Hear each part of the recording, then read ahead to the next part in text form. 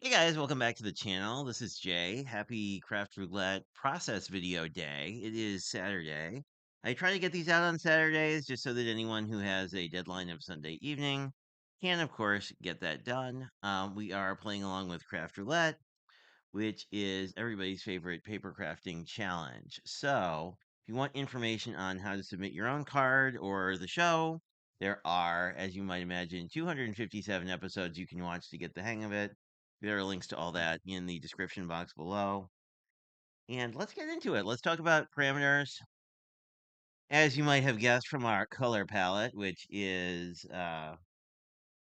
succulents, we are using a bunch of different colors, although succulent could mean a couple different things. But let's talk through the project first. So, birthday cards are one of my favorite things because they're so flexible. Because you could do a dinosaur card or an adventure card or a card about dudes or, a floral, I guess. Anyway, you can make anything a birthday card. All you need is a birthday sentiment. And luckily, we're going to use the one that came out of the Craft Roulette die set. I saw Sue Smallkrider use it, I think, on the community showcase, and ever since I've been like, that's really nice. I want to use that. So we are going to do that. And as I mentioned, the color palette is succulent. I went with kind of a classic one. There's a sequin on my desk. I don't know why. Let's put that out of the way. Anyway, um, but I was thinking after I had prep my entire card that really succulent could also be used in the food context. Like food could be succulent, as in delicious. So, you could do a rib themed card if you were so inclined. And the most interesting wave option, obviously there's all the ocean things, but I thought we'd go in a different direction. And to give proper credit, this is actually a idea from the Chatterbox, but to go with wavy hair, and the girl we're going to use definitely has that. And add a mug, I think, is pretty straightforward. And I was immediately thought of Not Too Shabby because, as one of my friends says, they make lots of mugs. So this paper is, I think, discontinued. It is from their Make It Iced Please iced coffee paper. So you can see there's coffee on the back. And then I also grabbed the girl and mug from the It's School Time. I really like this because the purple is really going to pop. And I said, let's let's get this part down first. And I said, what should I do for my birthday? Because I knew the die I wanted to use. And it's really neat because the happy birthday letters are connected in a single die, which I like because then you don't lose them.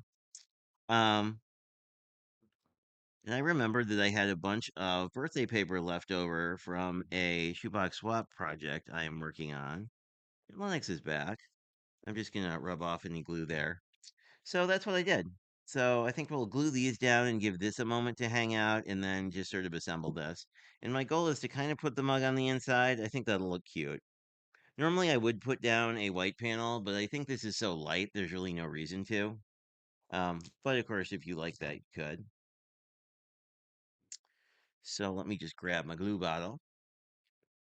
But I thought these were interesting parameters. I think there's a lot of different ways you could go with that, depending on what you like.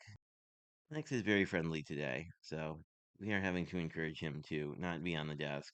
But anyway, I thought this was pretty fun, and it gave me an excuse to bust out this die that I picked up a while ago, but oddly, I don't make a ton of birthday cards. I don't know. What do you guys do?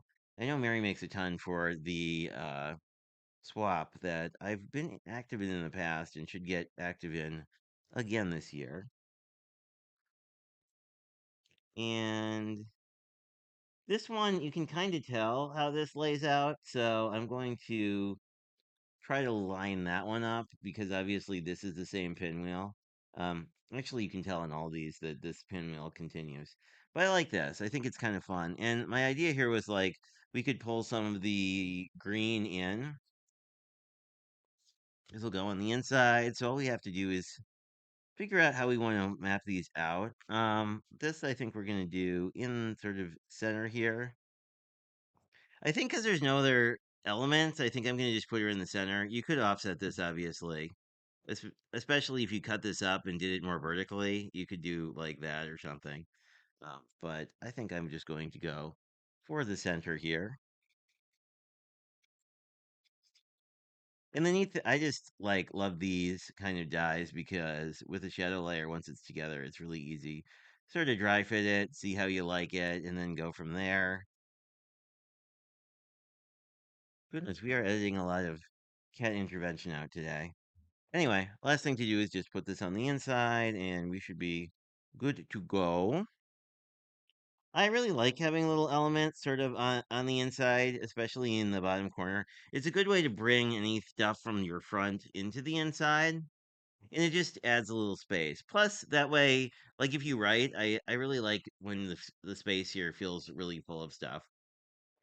Certainly stamp a sentiment. I am not going to, but I might before I send this off. I really do like our little girl here, and we can just run through our parameters and see if we hit all of them.